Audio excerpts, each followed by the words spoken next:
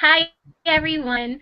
My name is of A&D Media, and I am so excited to have my very special guest here with me, um, Autumn Tompkins. Autumn is actually a part of Team A&D Media, so I thought this would be a great way to introduce you to one of the team members here, but also to let her tell you more about what she does with her own business, um, and how she works with me as well as other clients that she serves. So, Autumn, welcome, and please tell me a little bit about yourself and how you serve the world with your unique superpowers. Hi, Lynn. Thank you so much for having me. I am a copywriter, and I create copy that captures my clients' expert voices, helping them generate genuine sales, turning maybes into most definitelys.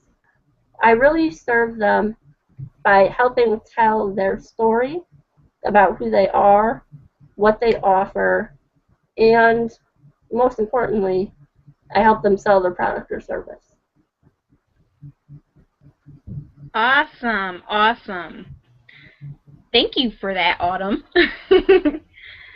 All right, so we are just going to go ahead and jump into some dialogue here so that we can give some awesome content and value in a straightforward kind of way to those who are watching this Google Hangout. So, what's your understanding about the interaction between what you do, um, which I feel is a form of very effective marketing, obviously, and the use of social media? Well, social media and copywriting really go hand in hand. For copywriting, it's all about creating a connection between your audience and yourself. So through copywriting, social media, it's the same thing. You're trying to create that connection. You're trying to spark some sort of interaction with your audience, your customers, your prospects, anybody that might be interested in you. And to do that, you need to be able to tell your story. So through copywriting, social media is just another way to get your story out there so that you can be heard and make a connection. Absolutely, absolutely. I completely agree. Um, Obviously, with the writing, you write your good content or your copy, and then you use social media to help continue on telling that story that you've already told through the way you write your story. So I think I just totally repeated myself, but I think everybody here got the point. Awesome. So could you leave us with one amazing takeaway, tip, or action step that we can put to immediate use as it relates to what you just told us about the interaction between copy and social media?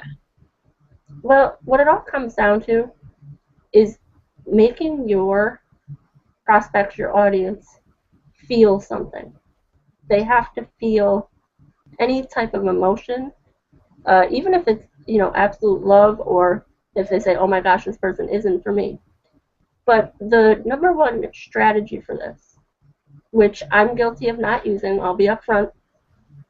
Sometimes you get so carried away in your work that for me, I really need to live up to practice what I preach, basically, which is if you're going to use social media, which we all should, you have to tell a miniature story.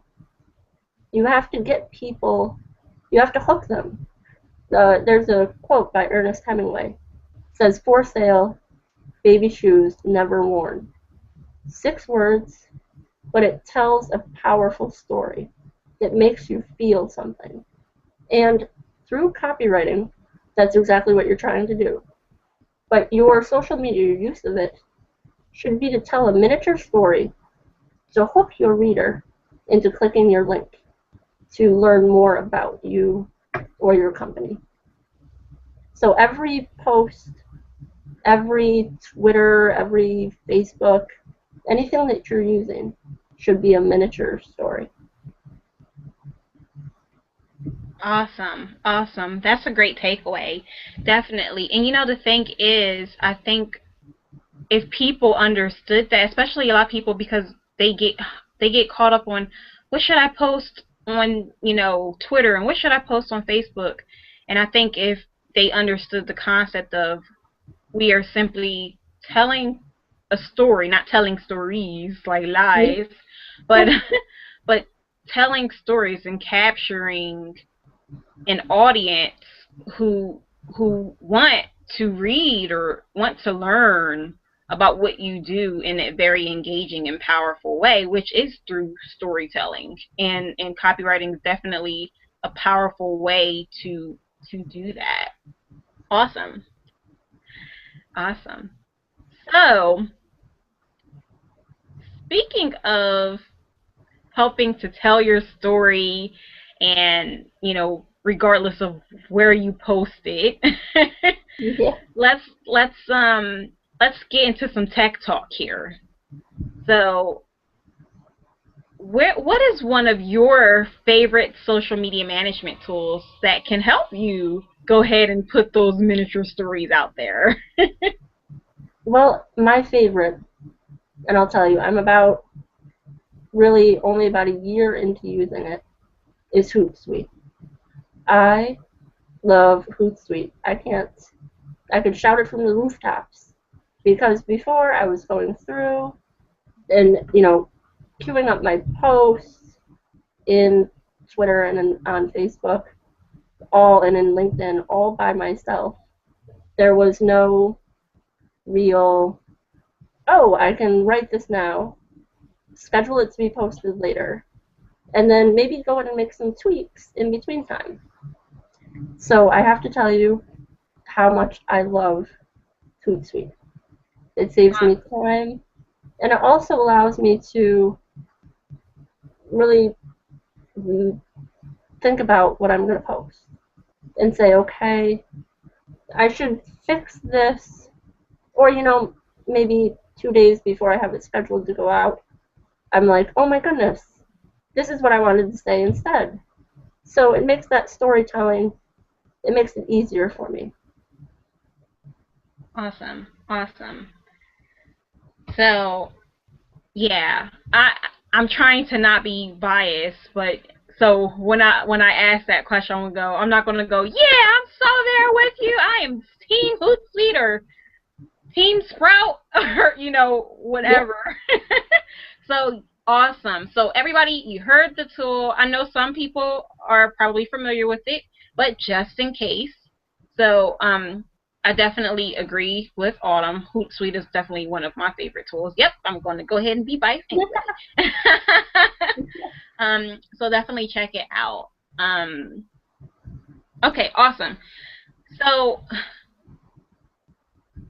one of the things that I noticed as a social media manager, when I am in different communities is, well, people are essentially trying to build community around the stories that they're telling, right? Yeah. So a common issue that comes up for those of us who leverage social media as a part of our marketing strategy is true relationship nurturing. I think people are pretty much just about tired of being sold to.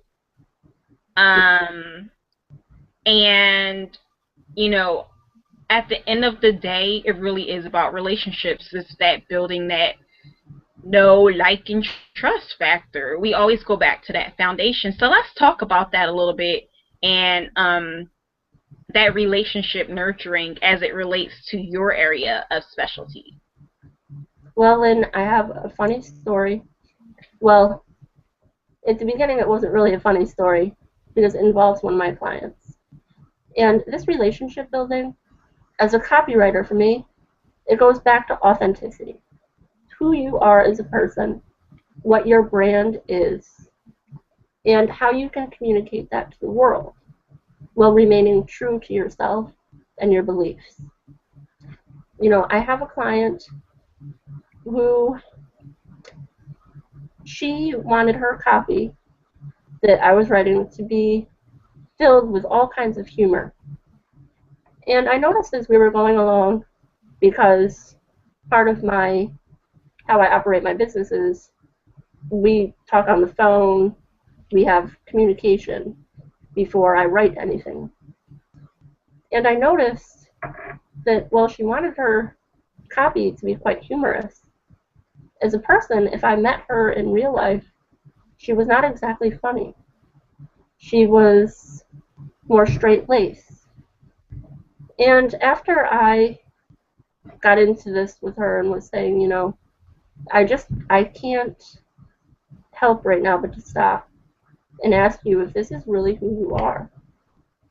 And she said, well, I can be funny, but this is more, it will help me with more sales. I'll gain more sales if I'm funny. And I said, but this is the written word. And when you go into a business meeting, or you're trying to get a partner, or you're trying to make a pitch, if you are not who you are in your written word, then it's going to come off unauthentic, and you're really not going to make those sales. When you're building a relationship, it has to come from a place where you're not trying to sell them. You're not trying to get them to join anything. You're just trying to have an authentic conversation and say, this is who I am, and this is how I might be able to serve you. But also, you need to form that connection, that emotional, like, yes, I've been there, I've done that, I've gone through the same thing you have. Or, no, I haven't ever been through that. Tell me more. Absolutely, absolutely. That was powerful. And you know what? I think that is a key to relationship building and nurturing: authenticity. Mm-hmm. If you're going to do this, if you're going to do this online thing, and you know what? I think that's where the disconnect is right there, because you said something very powerful. You said this is your written voice, right? But if you go offline and you have these meetings, or even if you're not face to face in person, you could honestly be face to face via something like what we're doing, or Skype, or even on Yeah. a phone. If it doesn't match, they're going to feel that disconnect.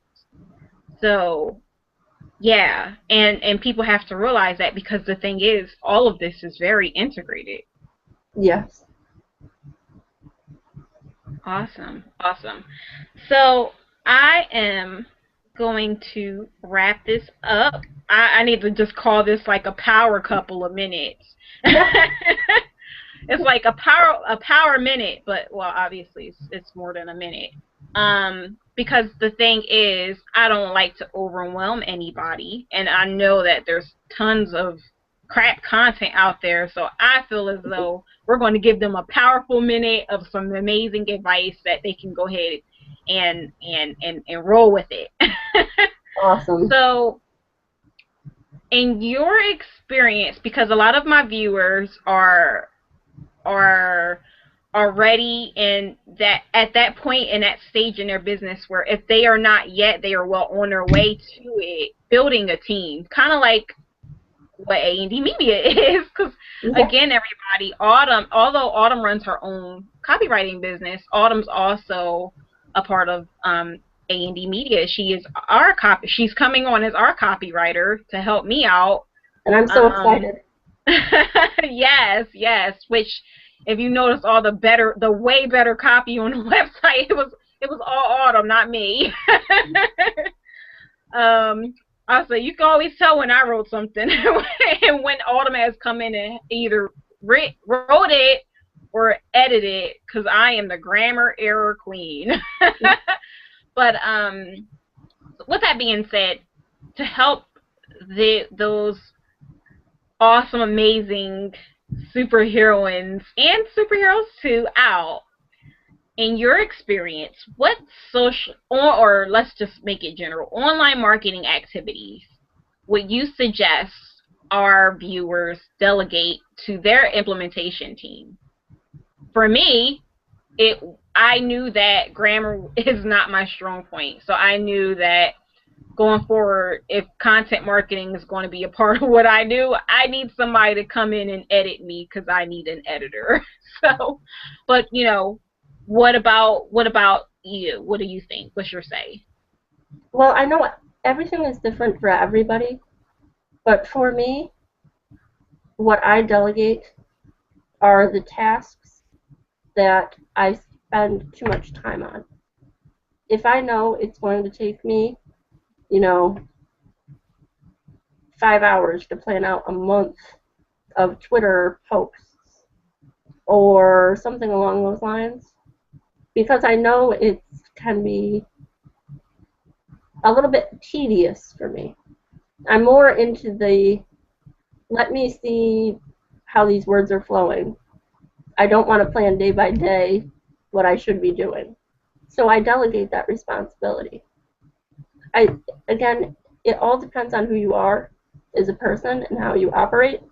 But I notice that if I spend way too much time on a task, that's when I know I need to delegate it. Absolutely, absolutely. Awesome.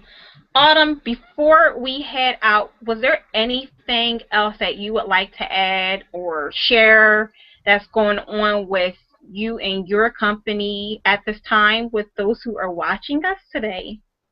Well, I do have a Fund My Tattoo campaign going on at inkwellcopy.com, where I am taking and crafting either a bio, a homepage, or a sales page for anything that you may need for a third of the cost. So I'm running a sale. If anybody's interested, I had 12 spots available and only have 3 left for the month of September. Awesome, awesome. Well, since they this is publishing on Tuesday, that means, guys, you better get on it. Yeah. And Autumn is a fabulous copywriter, so definitely take her up on it. Autumn, again, I thank you so much for hopping on this hangout with me today.